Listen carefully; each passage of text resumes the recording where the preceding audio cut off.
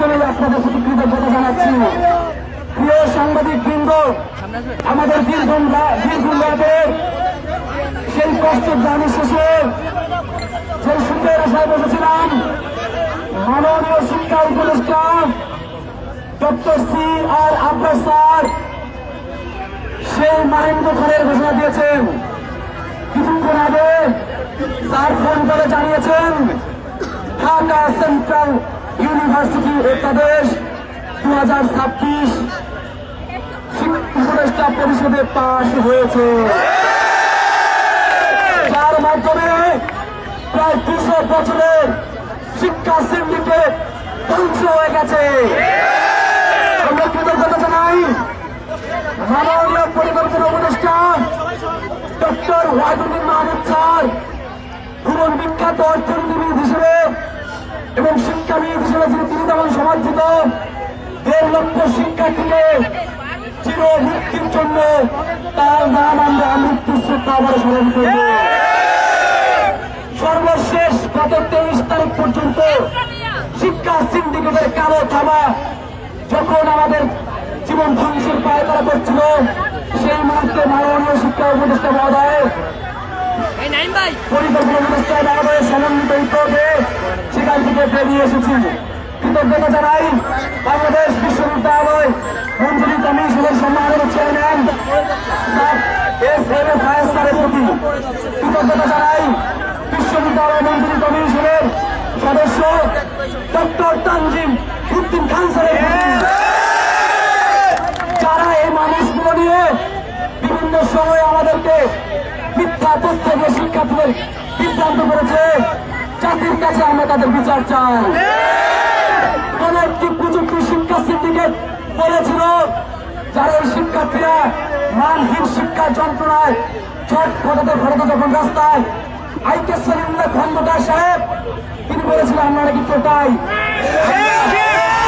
জাতির কাছে আইকে সলিমুল্লাহ খন্দকার সাহেব বিচার চাই। এই মানুষগুলো নিষ্পাপ শিক্ষার্থীরা বলেছিল আমরা প্রাইভেট বিশ্ববিদ্যালয়ে টাকা খেয়ে রাস্তায় নিয়েছি, আমরা সেই শিক্ষা সিন্ডিকেটের কালপিটদের বিচার চাই।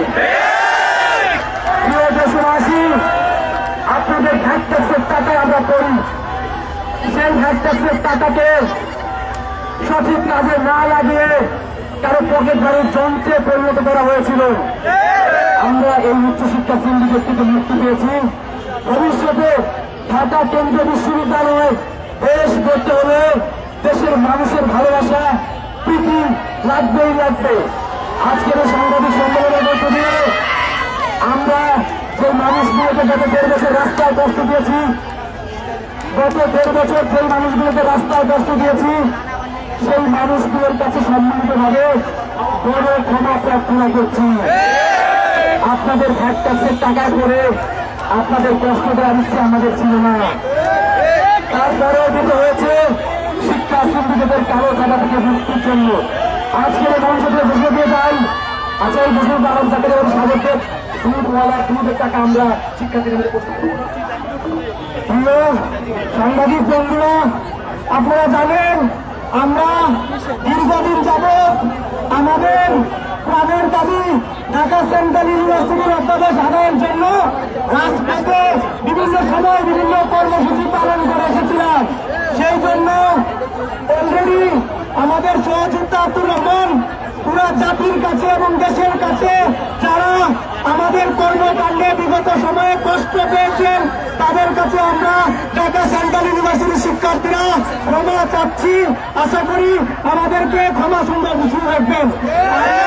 দেখতে পেয়েছিলাম কিছুদিন পূর্বে আমাদের আন্দোলনের ফলে একজন দুধ বিক্রেতা যার দুধ নষ্ট হয়েছিল, আমরা সেন্ট্রাল ইউনিভার্সিটির শিক্ষার্থীরা সেই দুধ বিক্রেতাকে আমরা দুধ বিক্রেতার কাছে ক্ষমা চাচ্ছি। পাশাপাশি দুধ বিক্রেতার যে টাকা কমি হয়েছে আমরা সেন্ট্রাল ইউনিভার্সিটির সকল শিক্ষার্থীরা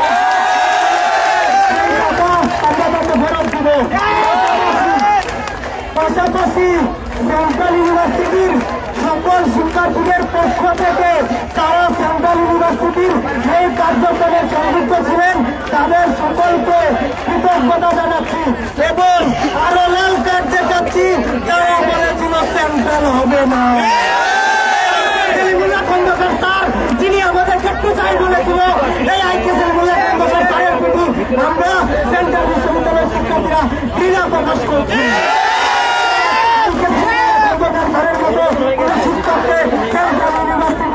আর দেখতে চাই না।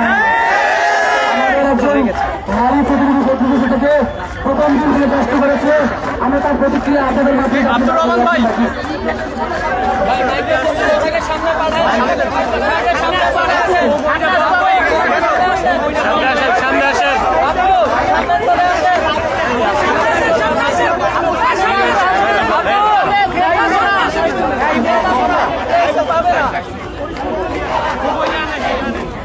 আসলে আজকে আনন্দ আপনাদেরকে বলেও বুঝাতে পারবো না, আমার কাছে বুঝানোর মতো ভাষাও নেই।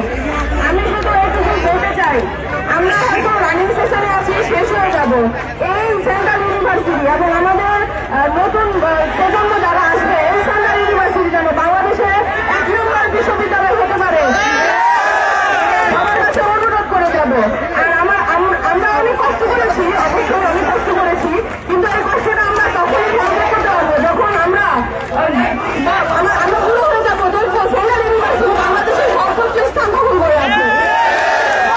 এটুকুই অনুরোধ থাকবে, সেন্ট্রাল বিশ্ববিদ্যালয় যেমন সুস্থ করে আমরা অর্জন করেছি, তেমন যেন মাথা উঁচু করে দাঁড়ায় central university.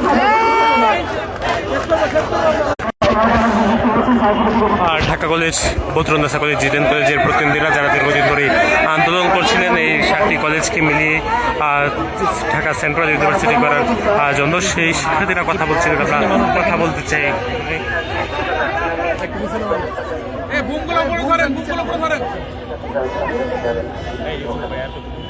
Thank you sir. বর্তমান শিক্ষার্থীরা মানে যারা আছে তারা সবাই সেন্ট্রাল বিশ্ববিদ্যালয়ের শিক্ষার্থী হিসেবে পরিগণিত হবে, তাই তো sir?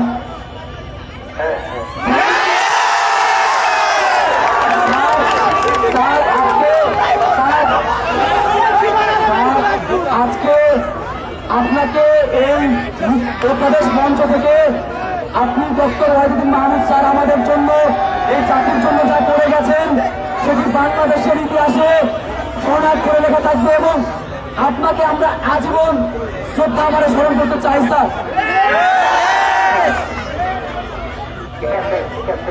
Thank you sir, thank you. আসসালামু আলাইকুম স্যার।